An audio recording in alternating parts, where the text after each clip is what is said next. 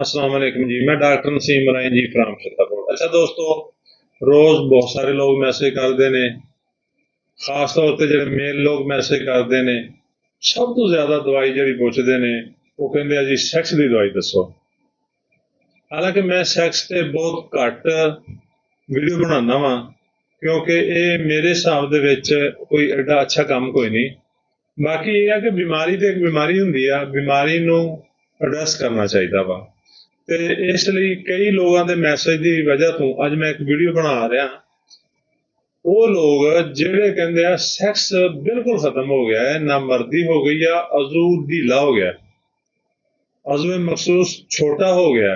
ਇੱਥੇ ਤੱਕ ਹੋ ਜਾਂਦਾ ਹੈ ਕਿ ਜਿਹੜਾ ਨਫਸ ਆ ਨਾ ਅਜ਼ੂ ਮਖਸੂਸ ਇਹ ਸੁੱਕੜ ਜਾਂਦਾ ਹੈ। ਬਾਜ਼ ਲੋਕ ਮੈਸੇਜ ਕਰਦੇ ਆ ਡਾਕਟਰ ਸਾਹਿਬ ਅਜ਼ੂ ਮਖਸੂਸ ਸੁੱਕੜ ਕੇ ਬਿਲਕੁਲ ਛੋਟਾ ਹੋ ਗਿਆ।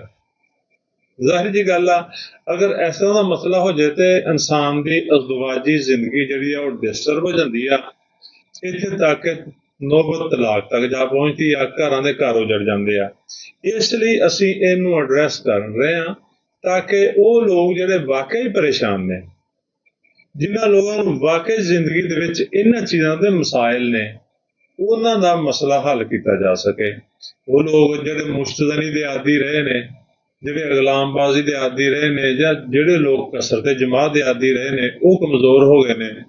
ਜਿਨ੍ਹਾਂ ਨੂੰ ਸ਼ਹਿਵਤ ਤੇ ਹੁੰਦੀ ਆ ਮਗਰ ਬੇਕਾਰ ਹੁੰਦੇ ਆ, ਜਾਂ ਫਿਰ ਨਫਸ ਸੁਕੜ ਗਿਆ, ਨਫਸ ਸੁਕੜ ਕੇ ਬਿਲਕੁਲ ਛੋਟਾ ਹੋ ਗਿਆ। ਕੋਈ ਕਹਿੰਦਾ ਜੀ ਇੰਚ ਤੱਕ ਚਲਾ ਗਿਆ, ਕੋਈ ਕਹਿੰਦਾ ਜੀ ਬਿਲਕੁਲ ਹੀ ਖਤਮ ਹੋ ਗਿਆ। ਉਹ ਲੋਕ ਜਿਹੜੇ ਇਸ ਮਸਾਇਲ ਦਾ ਸ਼ਿਕਾਰ ਹੋ ਚੁੱਕੇ ਨੇ। ਸਾਡੀ ਅੱਜ ਦੀ ਰੈਮਡੀ ਬੜੀ ਕਮਾਲ ਦੀ ਰੈਮਡੀ ਆ। अगर इस रैमडी नूं कुछ अरसा इस्तेमाल किया जाए तो इंशाअल्लाह ये जिन्ने भी मसाइल ने इस किस्म के उन्हां दा इहाता किया जा सकता है। वो लोग जिन्हां दी जिंदगी खराब हो चुकी आ, उन्हां दी जिंदगी च बहार लियांदी जा सकती है।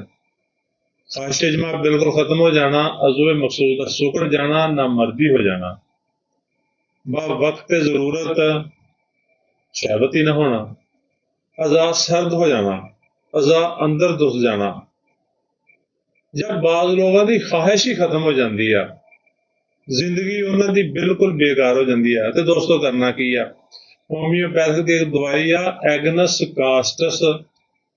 एगनस कास्टस नूं 1 ml ताकत लेना 1000 ताकत दे विच। बहुत सारे लोग छोटी ताकत भी इस्तेमाल कराते हैं डॉक्टर, मगर मेरा एक्सपीरियंस नहीं है, क्योंकि अक्सर नाकामी होंदी आ। ते 1 ml ताकत जिहड़ी आ वो इंतहाई जबरदस्त काम करने वाली रैमडी आ, जबरदस्त ताकत आ। अगर एगनस कास्टस नूं 1 ml ताकत दे विच उस मरीज नूं जिन्हों ये अलामत पैदा हो चुकी है जिहड़ी असीं दस्सियां ने, 5 कतरे हर तीसरे दिन दिते जाण ते मेरा ख्याल है ज्यादा से ज्यादा 1 महीना वो बंदा इन्ना स्टैबल हो जाएगा, वो कहेगा मैं शायद पहले भी इन्ना स्टैबल कोई नहीं सी, मैं बिल्कुल सेहतमंद हो गया है, मेरे मसाइल हल हो गया और मेरा घर उजड़ तो बच गया है और मेरी जी अजदवाजी जिंदगी है वो खुशगवार हो गई है। तो दोस्तों वीडियो नूं लाइक ते शेयर करो ताकि वीडियो होर लोगों तक पहुंचे और उन्हां दा फायदा होवे। साडे अकाउंट नूं फॉलो कर लिया करो ताकि तुहाडा ते साडा राबता रहे। शुक्रिया, अल्लाह हाफिज।